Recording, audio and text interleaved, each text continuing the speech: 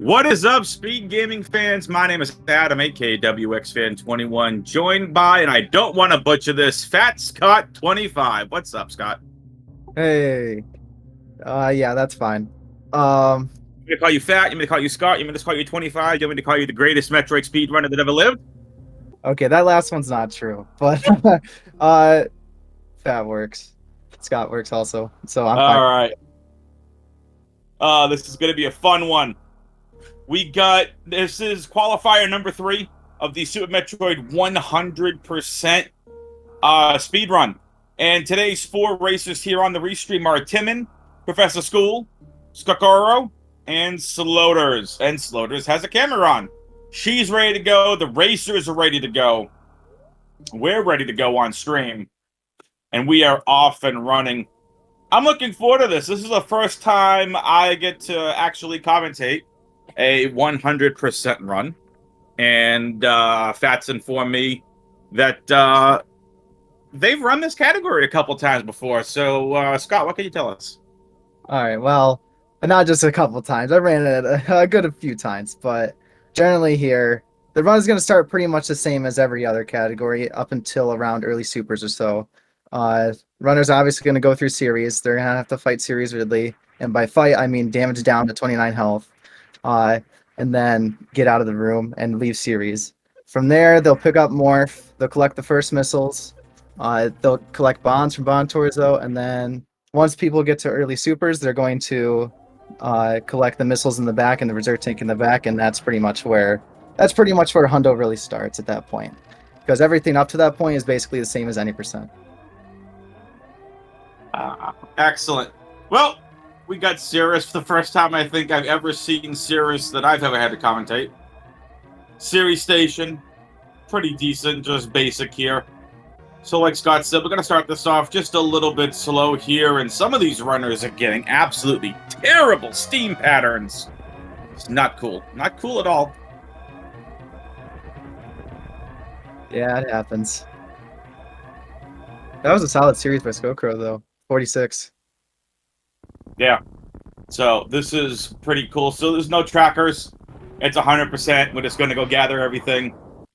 If we miss something, Speed Gaming is just going to cancel my paycheck, which is 0 anyway, so it's totally okay. And Skokoro, I think I'm pronouncing that name correctly. Skokoro? I don't know. I say Skokro. I probably asked beforehand. I don't know exactly. No, that's fine. Skokro sounds good. So yeah, Skokoro, the first one to reach it to Zebus. And, you know, there were 2 big routing decisions with 100%. So these routing decisions are kind of very, I'm not going to say linear. They're very interesting scouting. There's early Croc and late Croc. We'll talk about it when we get to Upper Norfair. But those are the 2 big, really route divergences that we're going to see, most likely between all of these runners. I'm not sure who's running what route yet, so we'll find out when we get to there. But so far, everyone except Sloters doing the Moonfall, it looked like, which is a trick that you can do inside of the climb room that will saves a few seconds to basically fast fall through the room using a trick involving Moonwalk. Not every runner uses it. I don't use it, but there are a lot of runners that do. And it's a fairly common strat at this point, I would say. Everyone picking up Morph now, too. Yeah, I've been doing so much rando, like just Morph Ball in its vanilla spot. Is this? Oh, we're not even in a randomizer. Never mind. Doing a lot of everywhere. Some people in chat are noticing, like, yeah, WX putting in work. That is true. I've been doing a lot of commentary lately. I love it. So, Skokro, early out in the lead here, having really good movement. And again, we talked about this, right? This is 100%.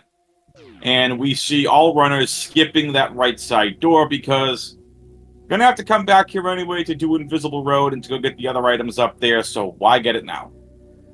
Heading back up to Bomb Teresa.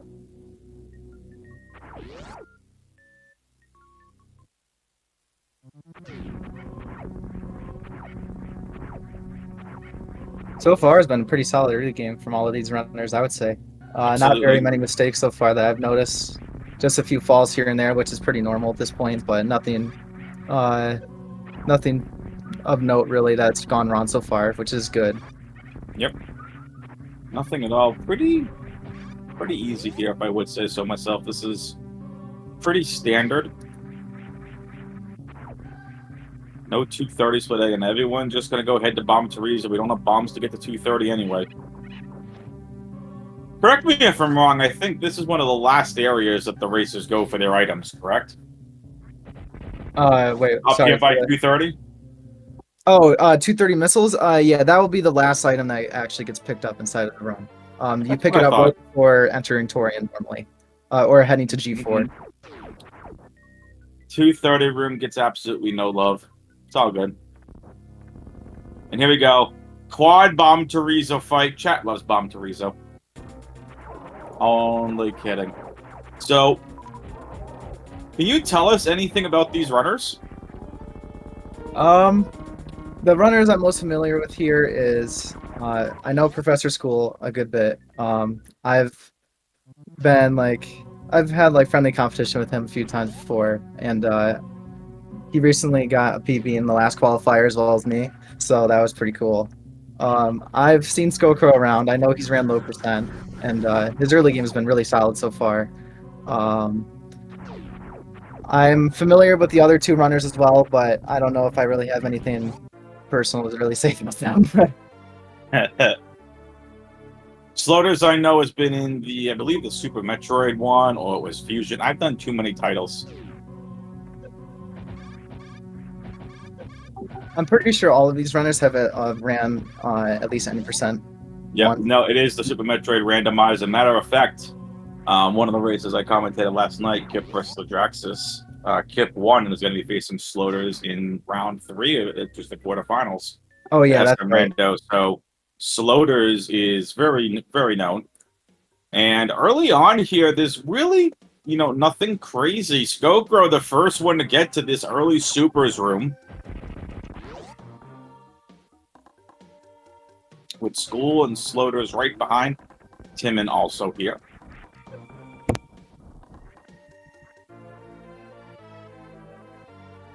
Looks like so far everyone's even getting the mock ball just fine. And then some people getting the D boost inside of the top half of the early supers room, which is always a really sick strat. Professor School didn't get it though, but it's okay. It's only like a 20-30 frame time loss if you don't get it. So it's in a category like Hundo where you can save time literally everywhere. It's not the biggest deal, especially in a race. I can argue right now that Skokro has the best early game movement that we have seen from the 4 runners here on stream. At least so far, yeah. His movement has been very clean up to this point. And getting the reverse mock nice ball. mock ball out, by the way. Sorry, nice mock ball there from Skokro. Timon also hits it to perfection. Yeah, that one is a fairly tight mock ball to get. It saves a lot of time, though, if you do get it, so it's a very worthwhile trick to get and go for. Involving a very tight short hop mock ball. Or, yeah, short hop mock ball. Ooh, there we go. And when this is 100%, we're going to see everybody's favorite tool, a.k.a. Shack Tool. Skokro accidentally launched himself into the Rio there. It's okay. Skokro just wanted to punch it in the face. It's all good. Didn't do any damage, but wanted to punch it in the face nonetheless. Gonna get this early charge beam, a crucial item for any Super Metroid run.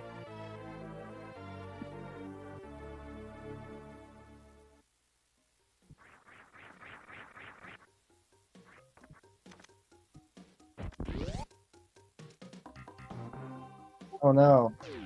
Oh, well, yeah, it looked like Skokro fell when trying to set up the normal like mock ball strat that you use in this room, but he still got the bug boost at the end, so that's really good.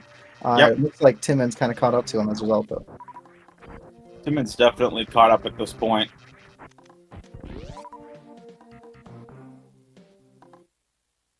And you're going to see some of these runners, too. If you're new to Metroid speedrunning, or at least Metroid speedrunning, you're going to see runners take on purpose damage from an enemy, and you're going to see them launch the other way. That's called a damage boost. That does save time. You just saw Timon go through it off of the. I wouldn't call that thing a waiver. Whatever likes to. Those ones are called screes. The ones on the ceiling. Waivers Waivers are the flying ones inside of the Terminator room that has the first heat tank. I mean, I was just going to call them an upside down waiver, but thank you for the correction. I mean, they look fairly similar, so. Every runner in Hundo is going to pick up Spazer early here. Spazer ends up being a very useful beam for the early game. Most runners in any percent at a higher level won't pick it up, but inside of Hundo, it is a very useful beam, especially for a majority of the game, since you don't get plasma until very late in the run. Yep, and we're going to see every runner here go to Kraid. And Timon hits it! That was beautiful! Yeah, that was a very good entry. So pretty. So pretty there from Timon. Now, the route deviation I normally do is I like to collect power bonds before coming to Kraid's lair. That way I can collect the missiles that are in Kraid that you need power bonds in order to acquire. All these runners aren't going to do that, but that means that later in the run, before they head down to Lower Norfair, they're going to come back to this Kraid area, and they're going to pick up those missiles, which is something that runners will typically do. Mm-hmm. Otherwise, if you don't do that, you're getting 99%. But these runners are all fairly skilled, and I would think that no one's going to be missing that item today. Not fairly skilled, very skilled. I also want to point out that chat is just, ragging on Spazer. Nice 3 for 3. Hang on, can school make this a 4 for 4 quick grade? Nice! All 4 runners getting the quick grade kill. Listen, any percent you need Spazer too. Everyone just poo-pooing over there in chat on Spazer. That's not okay, chat. Spazer's a really cool beam. In randomizers, it's not always the best thing, especially if you already have plasma, but in vanilla run, Spazer is very powerful. It's useful for a lot of the run. It makes a lot of things easier. The hitbox is very useful. Like that trick that Timon just performed there, is a lot more difficult to do when you don't have Spazer because the beam hitbox is a lot smaller. For example, that mock ball to the next room. Listen, I'm just saying, if in a rando you never find plasma and you find Spazer, it's still a really good weapon. Just saying. Yeah. Oh, this is a really cool beam. I ignored that in chat and I just kind of looked down, just like, and really. Oh, jeez. Yeah, someone in chat said ice is a really cool beam. Crickets. Sorry, Twinmo. Alright, here we go. This is the Upper Norfair part that we had talked about. Timon gonna go pick up their high jump boots. A really great movement run. Movement tool thingy. Majiggy, that thing. Yeah, movement item. Thank you! I don't know why I couldn't think of the word item. Yeah, but yeah. High jump obviously being very important for the run. It's nice you can get it so early. Quidmo, no need to apologize. It was really nicely done. So, Sloters, you see now really starting to pick up the pace. Sloters has quickly caught up with Skokro, and a matter of fact, looking to overtake Skokro. And a lot of these runners are high-fiving here at the upper missile. Yeah, everyone is still very close to each other. This 13 minutes in, which is, I think, pretty indicative of the skill level of these runners. Now the Cathedral run. So, Scott, go ahead and tell us. We're over here in Upper Norfair now, going through the Cathedral runs. Tell us about this early Croc versus late Croc play and what we could expect to see as the route divergence begins. All right.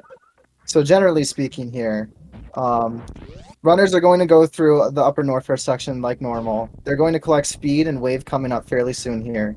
But after that, late Croc runners, they're going to head outwards, back towards Business Center. They're going to collect ice and then go up the elevator, and they're going to leave Croc for later. And they're going to come back to Croc once they have plasma and a lot of late game movement items. like Space Jump and Screw Attack, that help to make the segment faster, and you can completely blitz Croc with Plasma. While early Croc runners are going to head to Croc right after they collect Wave, and they're going to fight him early.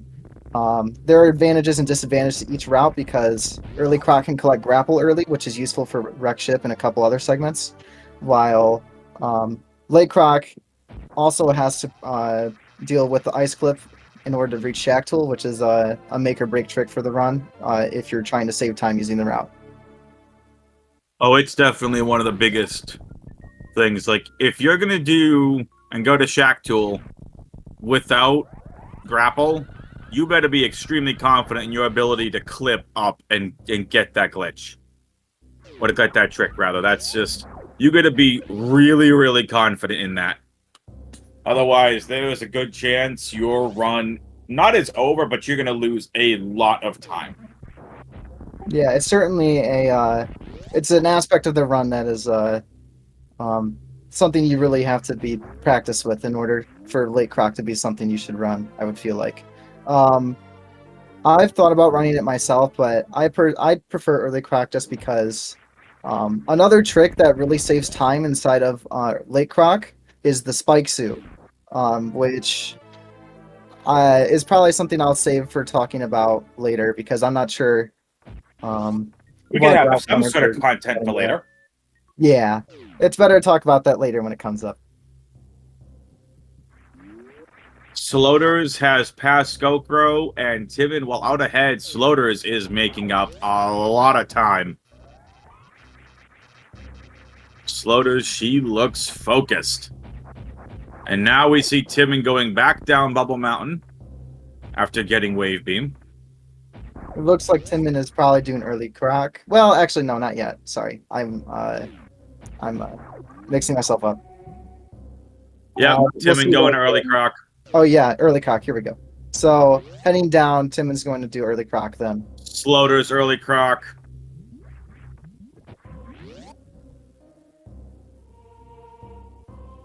As far as I remember, I think Professor School will be doing late Croc, but we'll see in a second here. Skokro, late Croc, and Professor School, late Croc. So here we go, ladies and gentlemen. The road divergences are in. Timon's gonna blow Croc up. Shoot it in the mouth. Listen, I have 3 games to commentate and or track today. I'm ready to go, chat. I may or may not break out into song and dance. Well, definitely not dance. My wife will end up coming in the room looking at me going, what the F are you doing?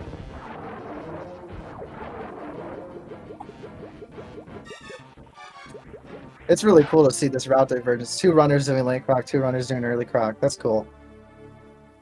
So now we have 2 runners on each side to compare it to. Mm-hmm. Dun, dun, dun, dun, dun. So while Timon and Sloters are fighting Croc, Skokro and School are collecting ice, and they're about to leave up Norfair. It's a... oh, I lost my train of thought. It's all good. Nice mock ball out from Professor School and from Skokro. Nicely done. I'd argue that mock ball out isn't easy as well. So nicely done from them. Ooh, Sloters with a little bit of a lead. Oh, nice shine sparks from both of them. Gonna go pick up. So this is Timon and Sloters' first power bomb. Now, Scott, you were telling us you like to pick up early power bombs. So do you go for the alpha power bomb first? I do, and really all it does is, besides what I mentioned about Kraid's Lair, it does let you, instead of using the little block section inside of Bubble Mountain, you can also power bomb out the first section, which is like it's a little faster than if you were to go through the blocks. But generally, I just prefer the route because I'm more practiced with doing early power bombs. I was just running a category where you have to perform like the trick to get early power bombs, so it just feels more comfortable for me at the moment. Gotcha. But most runners will not run that. Most runners will collect the Croc PBs as their first, or in this case, for late Croc runners, they will still collect alpha power bombs as their first power bomb, simply because they're not going to Croc first. Mm-hmm. And there you go. There are the Alpha Power Bombs we just talked about now for Scarecrow and Professor School. Now we see going to pick up this other missile here on the side. Yeah, Rakoja in the chat. Sloters doesn't use Moonwalk.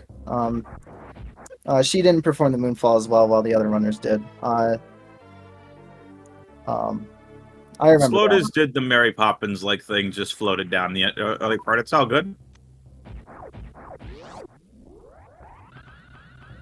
That's right, I said Mary Poppins, chat. Deal with it.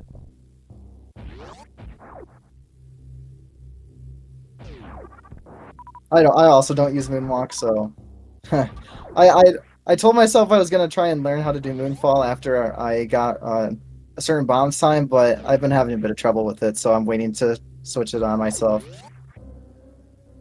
Very nice. All right, well, here we go. We're going to have Moat and Wrecked Ship. As Croc is done for both Timon and Sloters, they're going to go ahead and finish this Upper Norfair clear. Here's another small difference between late Croc and early Croc here. While runners in early Croc are just going to, they're going to use grapple to get across the moat. These runners are instead going to use Shine Spark, and I'm not sure whether they're going to perform it or not, but, well, Scarecrow can't now, but there's a trick called Ocean Fly where if you charge the spark, run through this room, and then Shine Spark in the middle of the room after firing a shot, you can get all the way across this room and the next one with only one spark instead of two. But it looks like both runners in this case are just going to opt for 2 sparks, which is easier and also safer, so it makes sense. Does make sense. Oh no. Professor School accidentally bonking with that. Yeah, sometimes that spark can be a little annoying right there. It's all good. And you're going to see them also skip that early missile as well down in the water. Absolutely no problem. They'll go back and pick that up later. Again, 100%, I feel like there were so many different ways to really approach it. We have the 2 really standard optimal routes of early Croc and late Croc, but like you said, you like to hit Alpha Power Bombs early, and there were just so many different ways of doing it. I would like to mention that this is just 4 runners. Nice climb up Red Tower from Timon. This is just 4 runners of, I think there's over 20 in the race time room for this qualifier. There were so many people here. 27 entrants for this qualifier. Yeah. Also, with no surprise, the current 100% world record holder in Shiny Zenny. So this is really interesting as well, because I feel like, and Scott, you correct me if I'm wrong, I'm not a speedrunner, but I feel like this is a type of run where someone's going to come across a brand new optimization that's going to save, who knows, a couple minutes. When it comes to 100%, I wouldn't really say so anymore at this point. Hundo is a very optimized run, and oh, by the way, Scarecrow's fan tune has not been the greatest. He got in rage, which is unfortunate. I think he was only a missile off killing Vantoon there. Yeah, that really sucks. That happened to me in the first qualifier. It happens. But Hundo's a very optimized run, and people have experimented with other routes, like, for example, someone has performed a moon dance route, or like labbed it out before, where you would do moon dance to get power bombs early, and some other stuff like that, as well as hell running through Upper Norfair instead of going to Kraid first, and some other things like that. But generally speaking, there isn't really much more in the terms of like routing optimizations that can be found, I don't think. But there are a lot of little optimizations people can make to improve their run, like by seconds that would then add up to minutes, of course. I gotcha. At a world record level.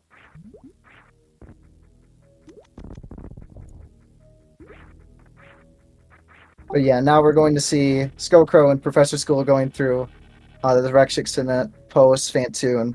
It's going to look like they're going to be a lot further ahead than the other 2 runners for a little bit, but that's really only because they reached here earlier, because they haven't performed Croc, so they're going to have to revisit that segment later. So even though they look very far ahead right now, that is really not the case. We won't really be able to tell who is ahead until we hit around I would say the Kraid, like the second Kraid's Lair entry, which will be Yep. after Meridia. So we'll see by then where everyone is relatively.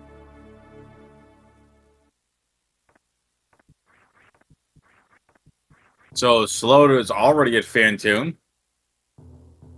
And again, now we're going to see this entire wrecked ship clear. That strat Professor inside of the that strat inside of the spiky room is really cool. He mostly got it there, and Skoko got across without falling down. That is another thing about Lake Rock that you at least want to be familiar with if you run the route, because if you fall down into that pit, you're losing a lot of time. Oh no. Okay, that was a good save on Professor School's part. Yeah, it's scary to fall down into that little moat. He's trying to get the bomb right now in order to get across, and he got it. There we go. Getting the energy tank early. Again, it's just an out-of-the-way item. It's an out-of-the-way check. There's nothing else even heading towards Upper East Meridia. It's just get the item and just deal with it. You know, Yeah, some of these items, and we're going to talk about it when we get to East Meridia and Aqueduct, are the two sandpit dives that I feel like are time suck in their own for speed runs, just because you got to go up and around, go back and get the other ones. I just feel like it's just, those are probably some of the more annoying ones. It definitely is something. The way that Meridia is routed in Hundo is it's very clever in order to try and work around that. Because I'll talk about that when we get there. But yeah, it is funny that there's that large section to the right of Wreck Ship that has no items or checks or anything of the sort. So there's really nothing much past that E-Tank there. And that's why it's called Forgotten Highway for the most part, because very, very few like big runs like this one, any percent Hundo, GT Classic, really don't use that highway. While there are some routes of RBO, for example, that will, but Yep. It looks Very like nice runs from all these runners. Oh, Scope, bro. That was pretty. Yeah, that was a good pickup on the missile. It looks like I saw a couple miss supers from Professor School, but his ammo is still looking fairly good. That's another part of Hundo that's very, very important. Ammo management, especially of supers, is very important all the way till the end, because not only is it important for Ridley, in order to have a fast Ridley fight, ideally you want to have around 30 supers, but for the Mother Brain section, having at least 10 supers entering into her room is important. So trying to get any spare super drops if you can, and trying not to waste supers throughout the run is very important, even though you're collecting all those items, because you still have to use a lot of them. Alright, so far both of them have gotten that just fine. Ooh, Professor School making that speed boost jump a little bit nerve-wracking. And Skokro, the first one of the runners onto bowling here in the wreck ship. I think I saw Skoko trying to perform a trick called Robot Flush. When we get down here, I'll look and I'll try and explain it a little more if I see. Oh no, I just saw that Timon did fall. Timon fell into the drink.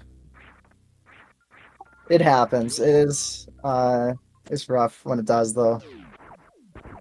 Into the drink. Samus just wanted to take a dip. You know, this is a long run. Cool off a little bit early. It looks like Skoko did go for it, but he was only able to. He got the power bomb good, and he got the second robot, but he missed the first, which often happens. Oh no! He was trying to climb up that spot in order to shine spark later and save health, but he accidentally fell back down. But that strat basically involves using charge shots from above in order to try and get the robots to move beforehand. That way you don't have to sit there and shoot them once you reach the bottom. It's a good bit faster than just sitting there and waiting for them, but it's a fairly precise and difficult trick to perform. I would also like to know on a side note that listen, Bowling Teresa, not to be a pain in the you-know-what, you're only allowed a 5-step approach. That was like a 20,000-step approach. That's just kind of rude. Yeah, well, I mean, it can be a nice break to just be able to sit there and wait for the bullying tours or the bullying Chozo to move. But yeah, he really does take his Chozo. time. Chozo, Torzo. I'm not really. I know that the enemies are called Torzos, but then they're like the normal statue is just called a Chozo statue. So I don't really know. I don't really know the difference. But Professor School did get the robot flush strat, by the way, fully. And it looks like Scarecrow has maintained a fairly decent lead now. At this point, he's just had a couple smoother segments. Yep, And now Timon they're with going to be heading towards this gauntlet section after this power bomb. Timon with a nice jump up. Anyone nice to grab those missiles, and this is going to be really interesting as Sloters makes a nice shine spark towards bowling. People are mentioning lore about the fish facts. What fish facts am I missing? Apparently, also people are mentioning about Sassy Zenny's apparent husband, who apparently may or may not need a therapist, apparently yells down the hallway. Chad, are you all okay? Like, I've been doing my best not to, like, do a lot of live interactions, but what is happening in chat? Chat's losing their minds at the moment.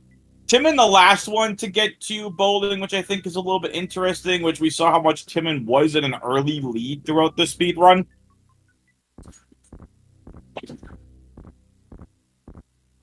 Yeah, it looks like currently he's a little behind Sloters. Well, a decent amount actually at this point, I would say. But there is certainly other time to be lost or saved. Now, this is a spot where Scarecrow was safe here, and he made sure to fall right in the middle of those blocks. If you don't fall in the middle of those blocks, you are losing a lot of time. Wow. That was a really nice, that was a really nice shine spark from Professor School as well. That was very, very pretty. Yeah, he was actually a little health short, though. Yep. There, normally what you want to do is try and for a strat that I won't name right now because I don't really like its name, you can perform a Shine Spark in the back of the Gauntlet room, and if you line up your health correctly, you can position yourself in this, the perfect spot to where with that Shine Spark, you pretty much can just do a short charge. But it looked like he was a bit health short for that. And he's also going to take that safe, but he's not going to take it as safe, and he's going to fastball through the blocks, which is a good strat. Timon gets gravity and the last one to complete Wreck Ship, while Skullgrow is the first one to go reach Edacoons in Green Brinstar, and this will be our Green Brinstar cleanup, I believe. Nice jump over the energy tank. I saw ARC. ARC was playing in one of the qualifiers, so he might be in the tourney. Someone was saying in chat. Arc's amazing. You only have to play in 2, so it's really just up to your times. Because the top 32 qualify.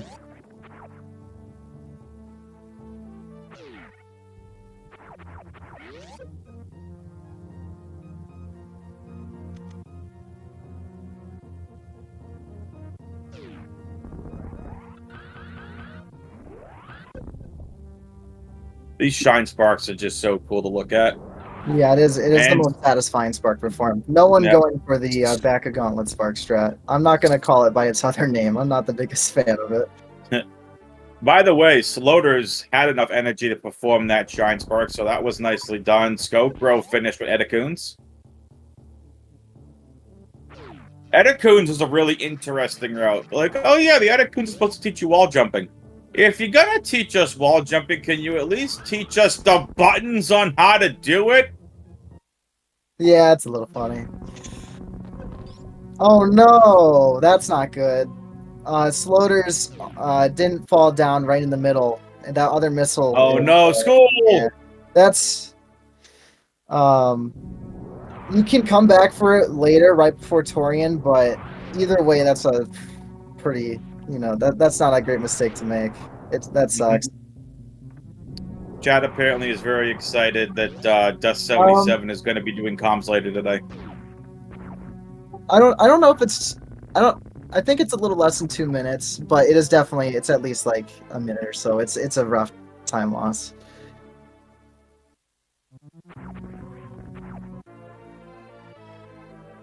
Yeah, I'm very excited too to be doing comms for this tournament. I'm doing comms right now. Then I'm going to commentate some Prime Rando. Then I'll be back on with Dust77 later tonight. That's right, Dust gets to commentate with me. Yeah, Only kidding. that checks out, Rakojo. I was just looking at the chat. So there's just, if you're interested in signing up for commentating, definitely do. QZCX posted the link in chat. I know I can't do comms next Sunday, but possibly next Saturday. Shall see. So much Metroid to commentate. This green Bryn and pink Bryn section is very busy. It's hard to keep up with everything, but it looks like both runners got the Mission Impossible strat where you jump out of that room before the crumble block comes back, and it saves a good amount of time rather than having to go all the way around. Yep. And it looks like both of them are currently going through the pink Bryn cleanup pretty well. I haven't seen too many mistakes so far with that. And it looks like everyone's in the section now, so you can really see. Yep. I think for Slowers to be running early croc and catching up fairly decently close to these runners is pretty good. Yep, Slowder's just flying and has been flying for a little bit. Maybe Slowder's just movement early game, might have been nerves, might have been whatever, but Slowder's right now is absolutely flying. And we see Timon now going to clear out Etacoons. It's just unfortunate that she has to make sure to remember to get that missile on the way right before Torian or LN. Because otherwise, 99% is obviously not a good thing in a 100% category. No, you need to do 100%. So the early Croc folks, and you could correct me if I'm wrong, the early Croc folks got the power bomb to be able to clear crate, or they all have to go back to get that missile? Everyone's going to have to go back to get that missile. When I mentioned that was for if you're doing the early power bombs. But the early Croc runners have already dealt with Croc, so they're not going to revisit that section while they've got everything they need in that section, while the late Croc runners haven't been to Croc, so they're gonna go to Croc after I believe they go after Lower North Fair usually. So it's essentially near the end of the run. Yep. Well, we are just about halfway through the run. And chat, Scott and I are hoping you all have a good time watching this amazing race here. This is a good time to plug. You should follow all of these runners. !R in chat to follow the runners. !C if you want to follow the commentary team. Now we get this green Bryn Star missile. Oh no. Like everyone's been doing pretty good with that. The bot is broken. That super missile strat there. In order to get the Spore Spawn supers, you have to line up a super missile to shoot the block out. And if you don't do it correctly, you can lose a lot of super missiles, which, as I talked about earlier, it's very important to try and conserve as many as you can. So you don't want to miss that, if or you can really pay for it later. And Skullcrow's getting into this Meridia segment with a very steady lead at this point, I would say. Yep. Skullcrow gonna get this energy tank and missile over here at Mama Turtle. Toidle.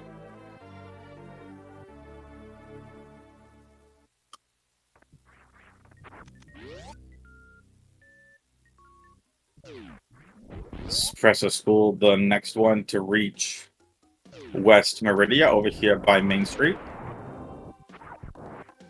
Needs the short charge, gets it, and gonna get Main Street missile. Nice. That short charge is definitely a harder one, but it is very satisfying to get as well. Yep. And it saves a good chunk of time.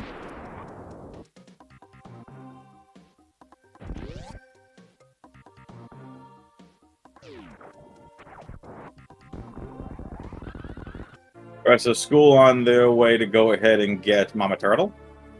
While Sloters and Timon are finishing up all of the green Brinstar checks, Sloters has finished up everything here in green Brinstar. And now Timon also finishing up here. Sloters got that strat there where you break those blocks. That's called the Blockbuster strat. It's awesome. It's a very satisfying trick as well if you get that. It just means you don't have to bomb out those blocks, and you use your speed in order to break them. It's a pretty nice strat. It saves like a second or two. Very, very nice.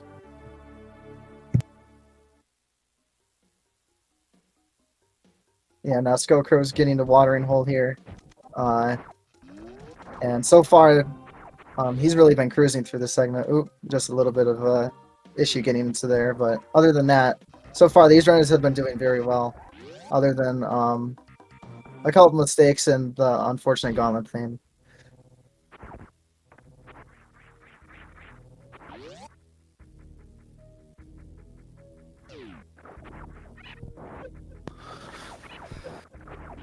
Have I mentioned how much these shine sparks are very satisfying to watch? They're satisfying to perform too, a lot of them. Especially some of the other ones that are probably going to be coming up soon. There's at least one in late croc that is pretty important.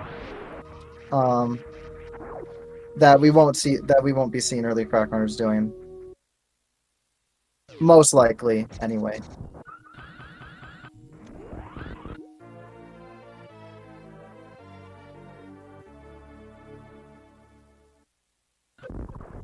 Looks like everyone was able to get that short charge there without too many issues to get the missile in Main Street, which is good. That is something. If you mess that up, it can be hard to recover it without losing a lot of time sometimes. But everyone was able to get that short charge just fine. And Skullcrow completely destroying Bot's Wound, which is good. Do do do do do do do.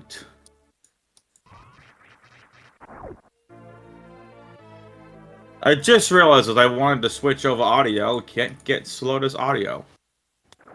That's a bummer.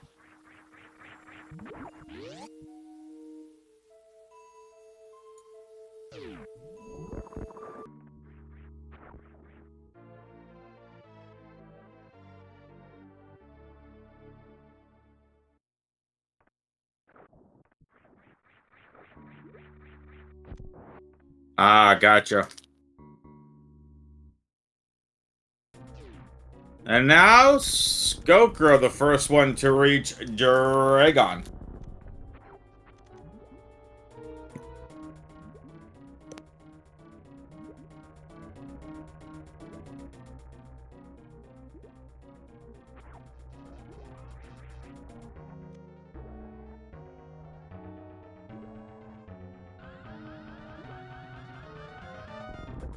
So you're going to see Skokro go ahead and do that X power and speed booster check. We're going to see another short charge speed booster.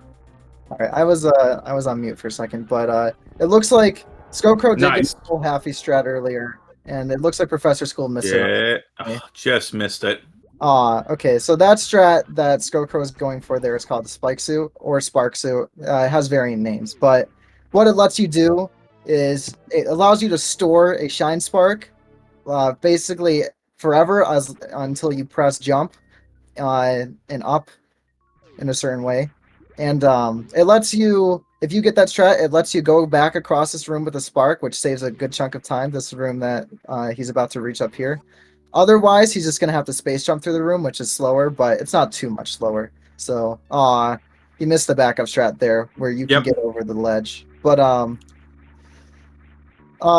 it's not a big deal to miss in a race like this. But Spike Suit is a pretty difficult trick that involves like a double frame perfect input. It's pretty tough.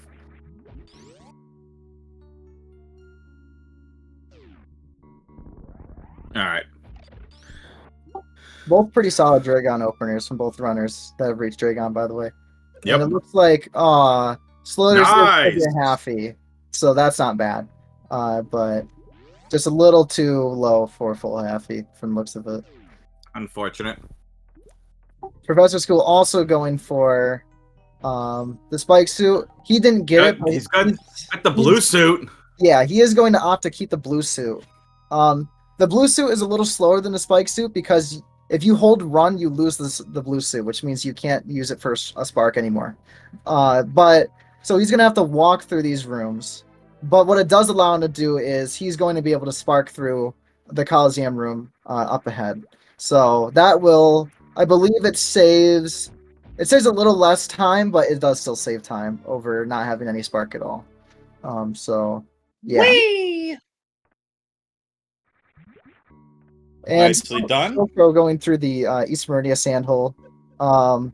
What's kind of neat about the sand pits is the east one deposits you closer on the right side, and the west one deposits you closer on the left side. So it's very like I always think Yep. the routing is pretty genius there because it puts you exactly where you want to go.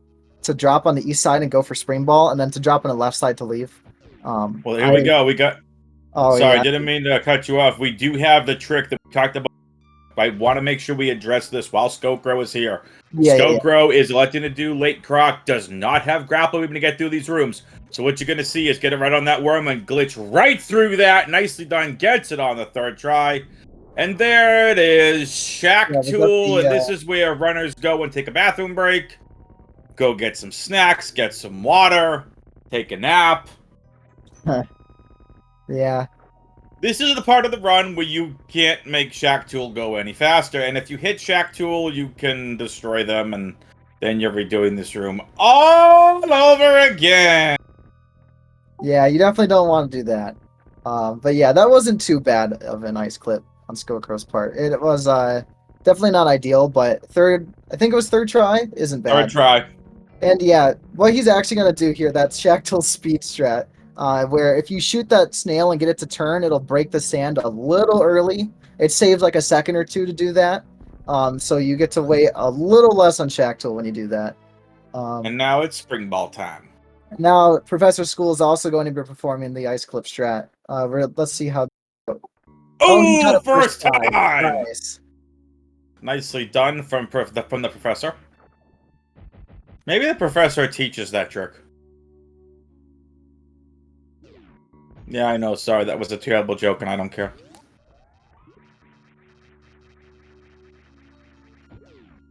Scott may or may not have face-palmed at that terrible joke. Not talking at all. I heard it. It's all good. No, it's all good. Yeah. I don't know. Speedgaming's gonna send me a DM here very shortly. Yep, you're fired. Bye! Only kidding.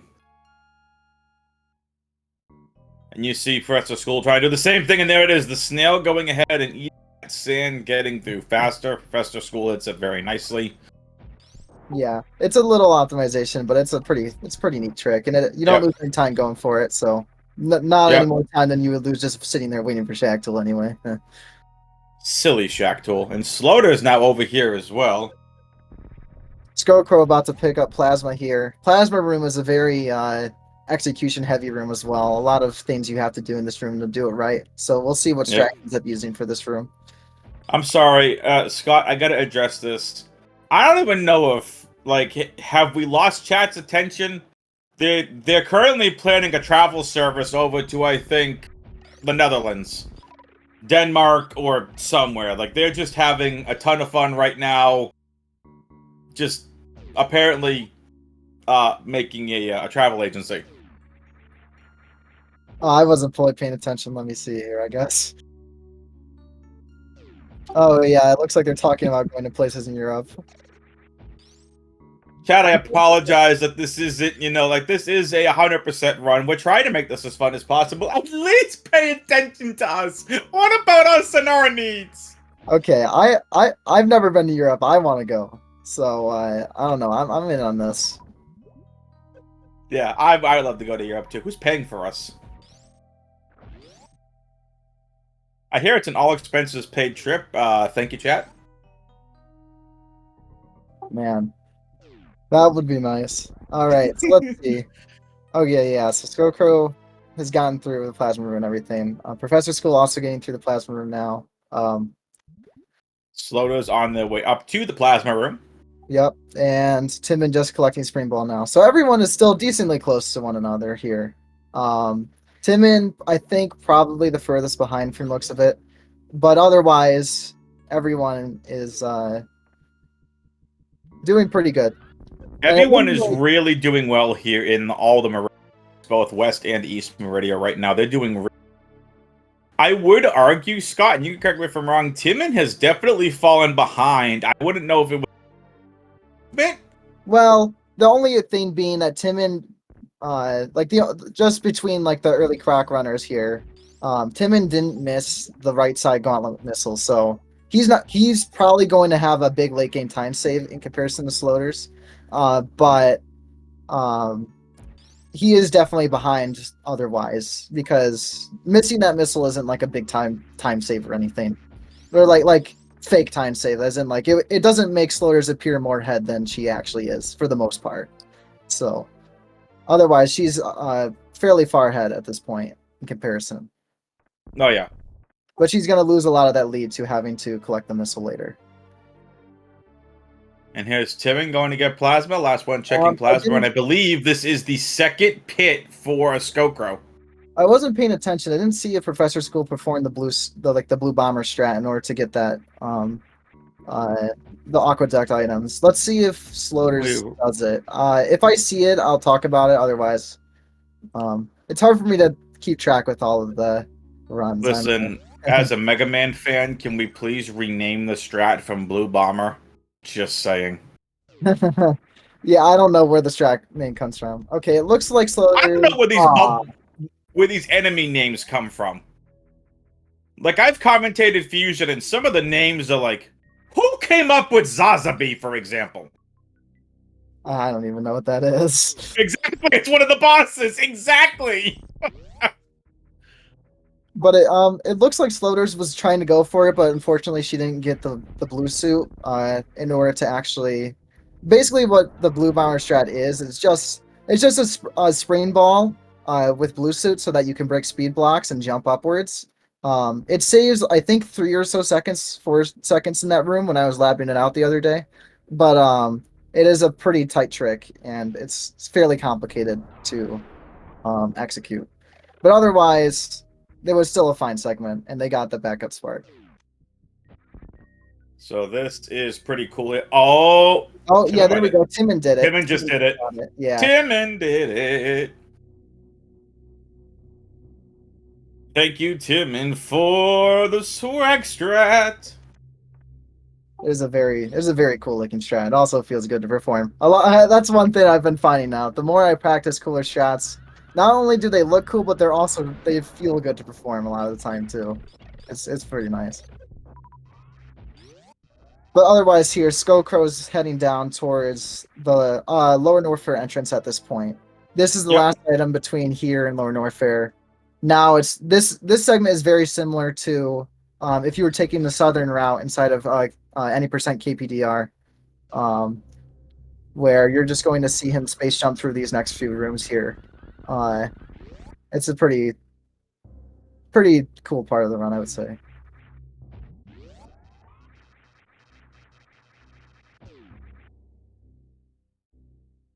Professor School not too far behind either. Also catching up here.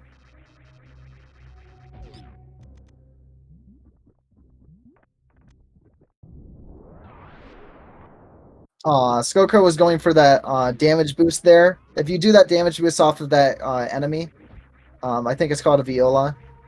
It lets you get into this lava section with the damage boost, and it saves a little bit of time, but missing it's not a big deal. Sloters just cleaned up Kraid's lair. Yeah, so now from here, since the runners mostly, well, actually, yeah, Sloters really isn't too far behind in comparison to the late Croc runners here. So, nice spring ball from Skokro. Oh, I keep forgetting about the missile thing. Dang it, I don't know. Dude. And now the best music in Super Metroid. Do do do do do do. Lower Norfair music. All right, Scott. Oh, favorite music in Super Metroid? Go. Oh, I don't know. I think one of my favorite songs has always been the Red Burn Star music. That is pretty cool. I like Lower Norfair too. Obviously, I think most people that run this game do. It's pretty common to hear people start humming it while they're speedrunning, I feel like. But I like that song. And I also like, I don't know. I've always been a fan of the West Meridian music, the Rocky Meridian music. Yep.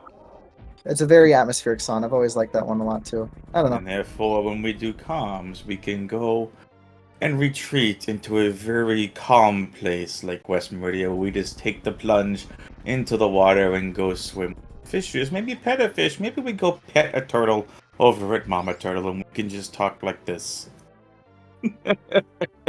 Someone in the chat said Green Bryn Star. That's a pretty good choice, I'd say. That's a good one. Look, I mean, Super Metroid, Metroid Prime, just some banging soundtracks. Yeah, they both have really good soundtracks, so that is true. All right. So now that we've gone through soundtracks, we've got Skokro with the Screw Attack. And the Screw Attack, I feel like, is an underrated item in general, but it is so important here down in Lower North here. Especially when you escape and have to deal with those 3 key hunters, the 3 musketeers, on the Lower North Fair escape. Just makes life so much easier. It's definitely, Screw Attack is very, very convenient for this section, so it's nice that you get it right before having to go through this section with all these enemies here. It's something that, for example, in any percent PRKD, it's a very, very difficult portion of the run because you can very easily take a lot of damage, but in categories like Hundo or GT Classic where you don't have to worry about it, it's, you can play it a lot less safe and not have to worry about it as much. Yep. That's one thing about Hundo is that is very well every category is obviously very movement oriented. I feel like Hundo is even more so because there's a lot with the full item set. There's a lot you can do in the late game. Yep. Sprain Ball, Screw Attack, Space Jump, they all get a lot of love inside of this run, which they don't often get inside of other ones. Suppressor School going to clear out Mickey Mouse. Mickey Mouse now cleared. That nice missile there. Slota's taking on Golden Chorizo. Yeah, so far the fights against GT have looked pretty good. Yep. Easy you can trap GT up here against the wall. Can't really move. Yeah. And no one's fallen through the GT missile spot either. So that's another thing about Hundo. There are just those 2 spots. The Crumble Shaft missile, or not Crumble Shaft missile, the Green Pirates missile spot, where if you fall through you can lose a lot of time, and the GT missile, where if you fall through without collecting that missile, I think that one's like a minute and a half time loss as far as I remember. It's pretty rough.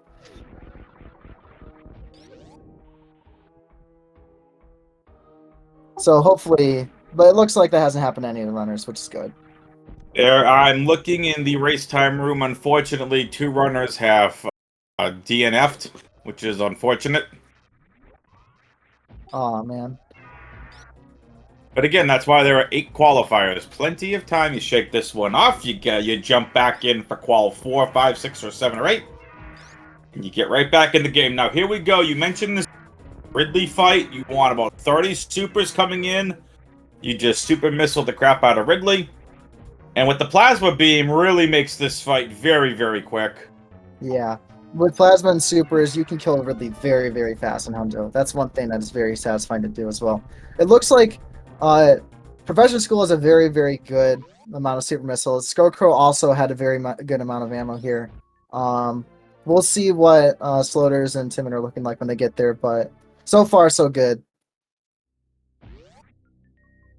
And here we go. That's the Ridley item picked up by Skokro.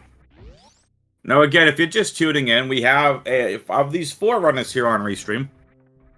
I believe it's gonna be 20. Yeah. We have 27 runners in overall for this qualifier. Super Metroid 100% tournament. Professor School and Skokro elected to do late croc while Timon and Sloters did early croc. That's why you see the route divergence here, or the time that Timon and Sloters are both making as well. So if you're just tuning in, that is where we're at. And at 58 minutes, we are probably 20 to 30 minutes away from this being done. And this is going to be a really cool late game here. Oh wow, that Metal Pirates trap by Sloters. I don't think I've ever seen that. That was That was very cool by Sloters. Metal Pirates, aka the Golden Guardians, aka the Ridley Guardians. I've never seen it set up that way. That was interesting.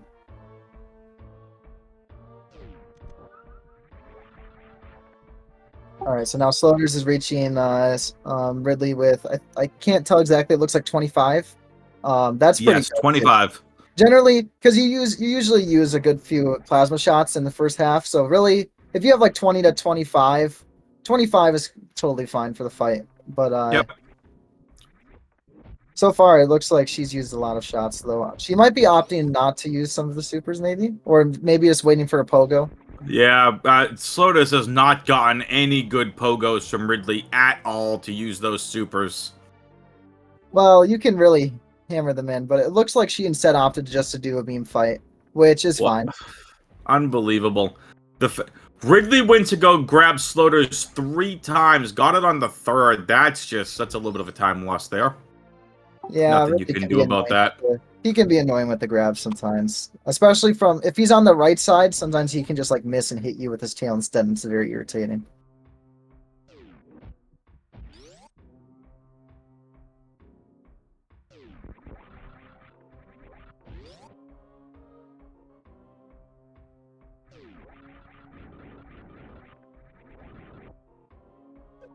But now that Scarecrow, he's about to leave. After this item here in the Three Musketeers room, he's going to be leaving. Yeah, he's going to be leaving Lower North Fair, and he's going to be heading right to Croc, as will Professor School. While Sloters and Timon are going to be leaving. They're going to be leaving North Fair in general and heading towards X-Ray. And then up and back into Greenbryn, and then back into Bluebryn Star, where they will collect some of the last items that are left inside the run. This is going to be a fun end to the race. If you're new to this category, the current world record holder is Shiny Zenny. With, I believe it's 1 hour, 11 minutes and change there. It's just absolutely amazing. I think it's 1 hour, 11 minutes, and I ended up watching that. It's 1 hour, 12 minutes, 41 seconds, as far as I remember. 1:12:41. My bad. Yeah. I don't know why I thought it was 1:11:41. I'm sure. Listen, I'm sure Zenny wishes it was 1. And Zenny also is competing in this qualifier. So like I said, there are 27 runners. 27 runners competing in this qualifier number 3. Qualifier 4 coming up later tonight. Slother's going for that spring ball strat there called the Hodarubi Special, where you essentially you charge up a blue suit there, and then you use spring ball to break through those blocks. A very, very cool and fast strat there. So it performed very well. I didn't see Professor School go for it. I don't know if Scarecrow did, but otherwise, Professor School and Scarecrow are actually fairly close to one another at this point. I think they're within like 20, 25 seconds from each other or something like that. Maybe 30. Probably Sloters, closer to 30. Sloters has it looks like she has a convenient lead over Timon, but eventually she's going to have to go back and get that gauntlet missile. So we'll see how things look later.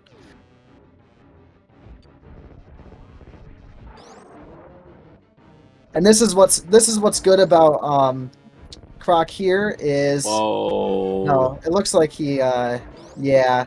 There's weird stuff with Croc where if you don't hit him properly there, he won't go backwards in one hit. But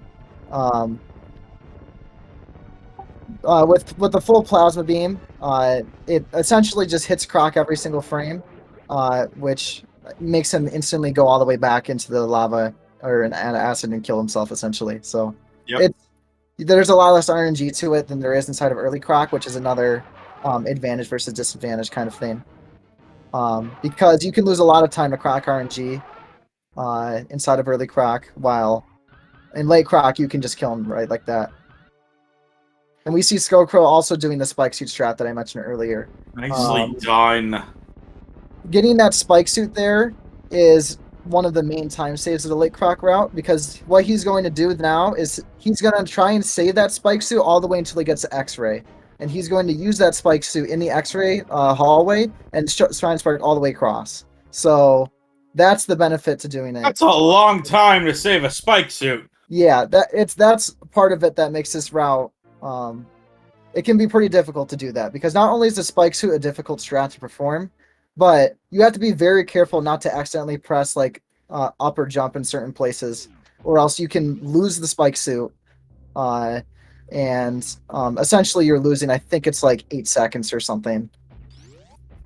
I can't remember exactly.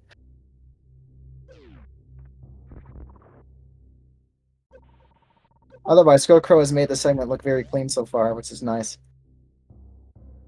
Professor School having a pretty good segment as well.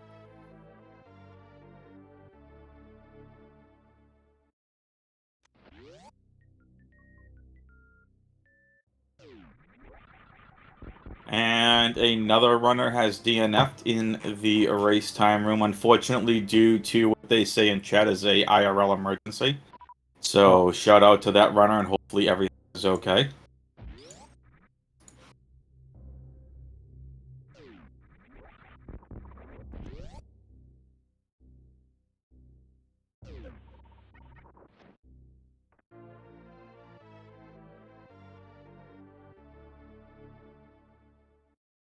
So far, I don't think either runner has lost a spike suit yet, which is good. After this segment, they just have to reach X-ray, and hopefully they don't lose it anywhere up to them. So far, so good, though.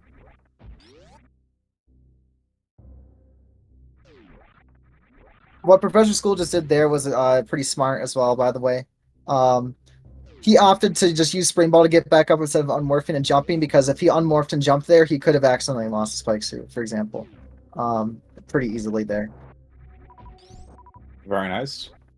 And Timon left upper left bubble mountain. Interesting.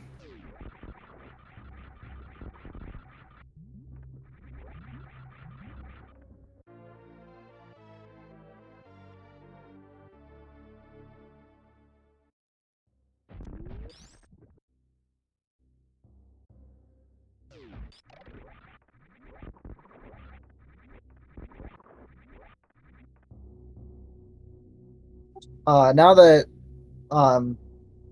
Sloters is past the X-ray section and everything, it actually appears that she appears to be pretty ahead in comparison to everyone else.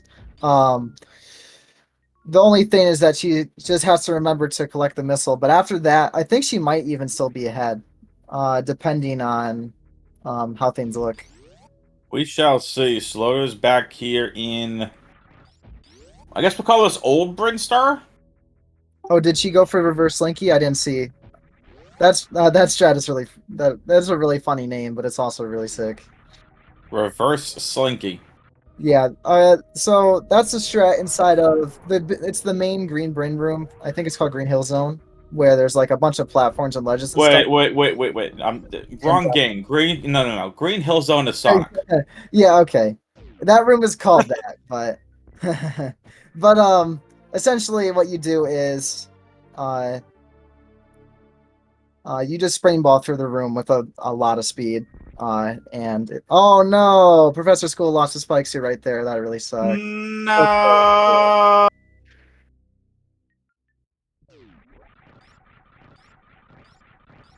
Hardest strat in Hundo? I don't know. It definitely looks hard, and it is pretty tough, but I don't know. There are a lot of hard strats in Hundo, so it's hard to say. Hundo. Yeah. To the invisible road.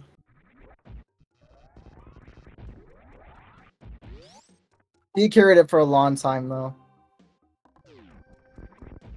Yeah, people do go for the reverse Slinky. I'm sorry, I got a chuckle. That's just a funny name. It is a funny name, the reverse Slinky. Yeah, Scarecrow didn't go for it. Most runners don't go for it because it's a very, very difficult strat, though. That I agree with. Well, Soda's is almost done. Yeah, Blue Brinstar is it's a really tough segment because everything is so cramped. Like, it's really easy to make a lot of mistakes, and it's a very like technical portion of the run. That's why I call it Old Brinstar, Blue Brinstar, however you want to call it. And here we go. Slota's picking up their last two items. Oh, I'm sorry, he still has gauntlet missiles to get. So we're going to see Slota's route 230 and then up to Gauntlet down to G4.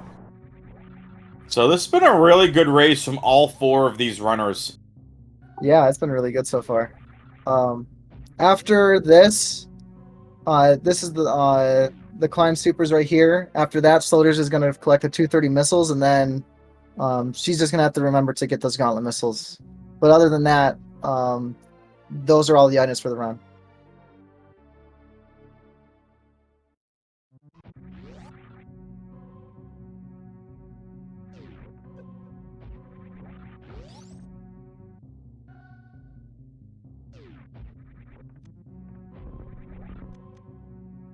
Here comes the 230 check for Sloters, who was very out ahead at this point. Yeah, it looks Again, like Timon and Professor School are about right next to each other right now. Yep. Which is interesting. So you can really see that, although it looked like he was a lot further behind because of the Croc segment, he really wasn't. It can be a little deceiving when watching Hundo runs in races and that kind of thing, when you don't know which runner is running late Croc versus early Croc. Mm-hmm. I will say an advantage for Sloters, so I didn't mean to cut you off. An advantage for Sloters in Gauntlet is Sloters has speed, space jump, screw attack. Yeah, that's cetera. why if you miss it, it is better to just come around later when you have all of these extra items, because it makes it a lot faster to get through for the most part, than if you were to just go back there right away. Like, otherwise you have to power bomb back through all these rooms. Instead, she can just glide right through this room with screw attack, and the next room as well.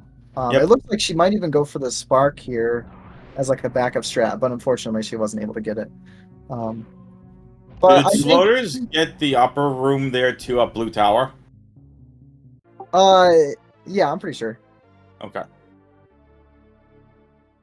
Yeah, I think despite that Oh no! mistake, no, she's good.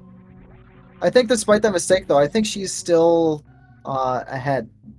Because this is going to empty her out right into the room where you would go towards G4 anyway. So it's Oh my goodness. Yeah.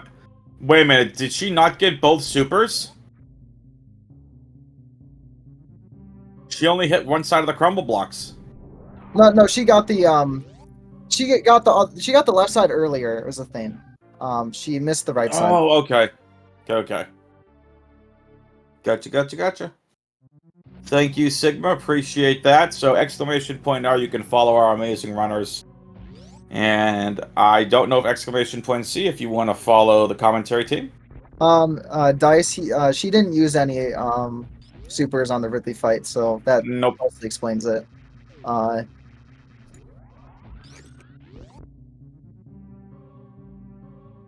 Yeah, I was gonna say otherwise that would be like you'd have to get really lucky to get that many supers late in the run, I feel like, or you can get so far the runners have, it looks like 12, 11, 7, which is pretty typical, I'd say, if you're using a lot of supers on Ridley.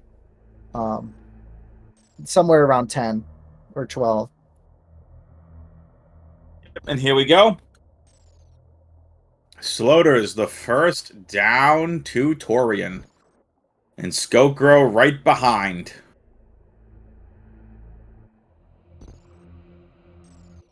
Good Metroid first room from Sloters. Yeah, that was really good.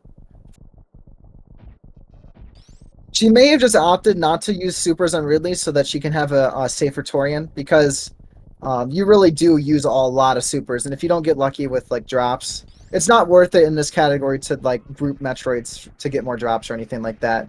So, no, any percent drops, drops mean a lot. Yeah, but from Metroids, not here. In Torian, you don't want to worry about it in Hundo that much. It's because a lot of grouping strats are slower than the like speed through strats that you can do. I would say a really good beam fight on Ridley can be like a high 30 or a low 40 dice. But a really good super fight on Ridley can be like, you can technically get like below 30. You can get like, I think a 28 or 29, something like that, which is a really, really insane time. But generally, I would say you could, not using supers on Ridley can probably range from like 5 to 10 seconds of time loss. But if you get unlucky up to that section and you don't have enough supers for Torian, you can definitely lose some of that time back. So I guess it kind of depends. Slotus had a very nice baby skip. Yeah, you can get below 30 seconds inside of the Ridley room with supers. It's really crazy. Um, Now we're gonna see Slotus hit the Zeb skip. the best Ridley time I've ever gotten was like a 32-second time. And we have 4 runners already finished. Your winning time for this qualifier is 1 hour, 14 minutes, and 15 seconds. And that was by Gebu. Shiny Zenny coming in second with 1 hour, 14 minutes, and 26 seconds. So Skullcrow got the baby skip. I believe Slaughter's did as well. So far, that's 2 for 4. Or 2 out of 4.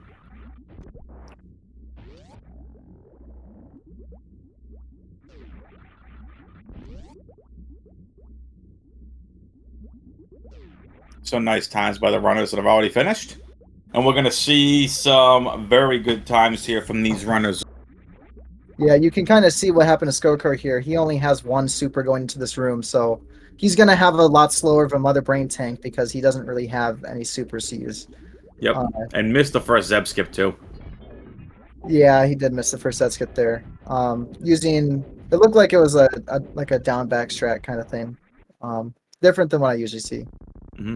And unfortunately, like, 2 missed baby skips. Yeah, unfortunately.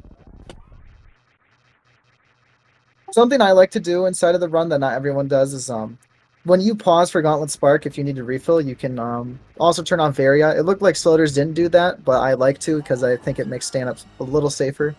But definitely not necessary to get the trick, which Sloters is currently setting up for by Shine Spark. It looks like the Samus is kind of floating weirdly, but she's just space jumping there.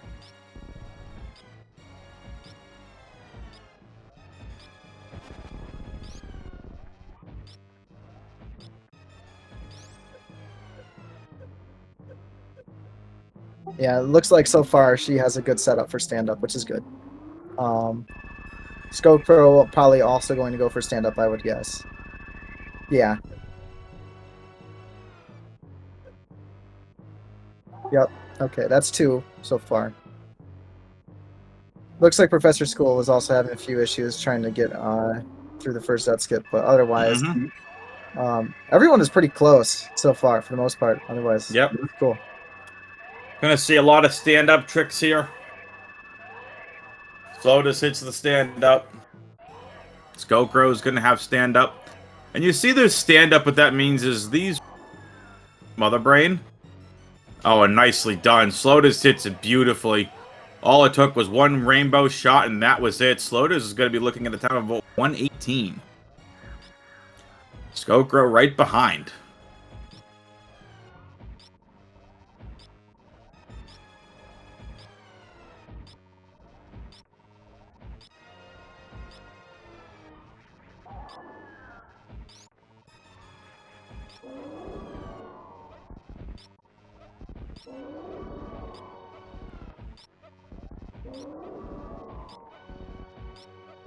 Slaughter's going for the blue bomber strat there, and she got it, which is very nice.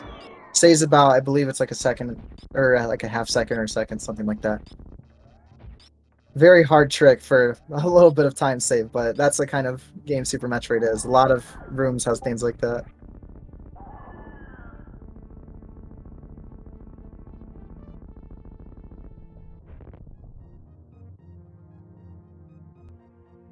So yeah, based on Skullcrow's escape starting time here, I would assume he's probably going to have around, it's going to be like a low 119. Yep.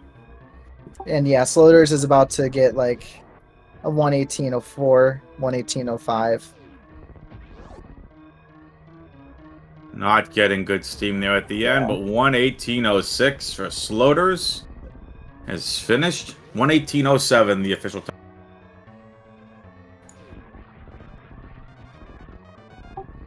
GG to Sloters, and that was pretty solid. GG Sloters. Winner here on your restream.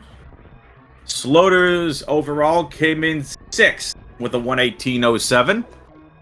Nice. Oh no! No, Scarecrow knocking there. Scarecrow Yeah, that really. hits Oh, it on he's the deciding second to go time. up on the left side there. Nice. That's a good way to do that.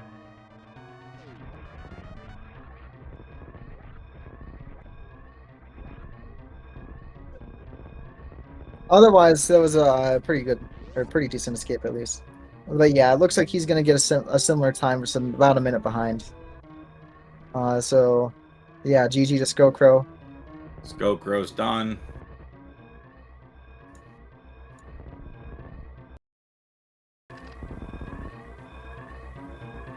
Now everyone at this point is just on their escape.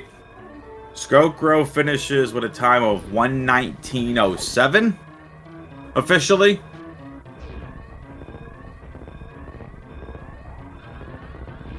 Timon also going for Blue Bomber and getting it. Professor Skull opting not to, which Yep. is a safe decision. Because if you miss that, it is a pretty hard punish. You can lose a lot of time. GG's to all racers, by the way. Yeah. This has been a fun race. Glad to be here for it. Great fun time here in my first Super Metroid 100% tournament comms. Thank you, Scott, for joining me. Oh my goodness, Tim and That's that's got me unfortunate. in the first qualifier race as well. I don't know. Sometimes you can get it without any issues. Other times, oh, it looks like Professor School is probably going to finish just barely ahead of Timon now, just because of that little mistake. Couple mistakes Yeah. from Tim in here at the end. Unfortunate. Yeah. Otherwise, oh yeah. Otherwise, that was very close. Wow. Yep. Um, Espresso School is done. oh, did And Omni Timon preview? is done.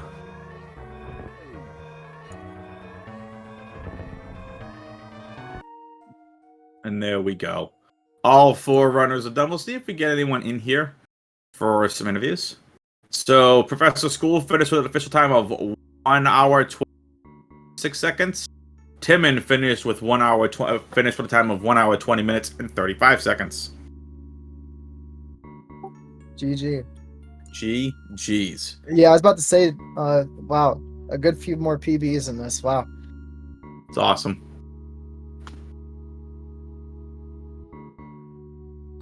Everyone else now finishing up.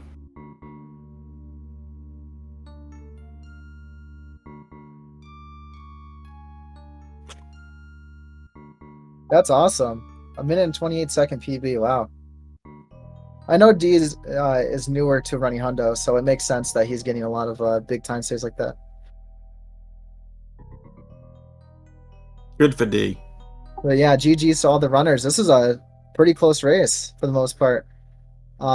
Between Scarecrow and Sloters at the end and Professor School and Timon. That's awesome. So, I don't know. Someone can fill me in. Do we do post-game interviews? We do. Here comes Scarecrow.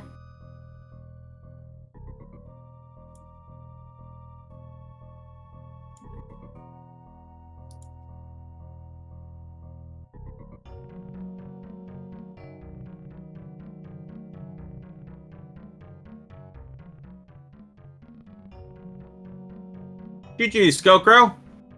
Hey, thanks. GG. GG's. Here comes the professor. Everyone's slowly making their way in here for some. Yo. Hey y'all, what's up? What up? GG, Scotty.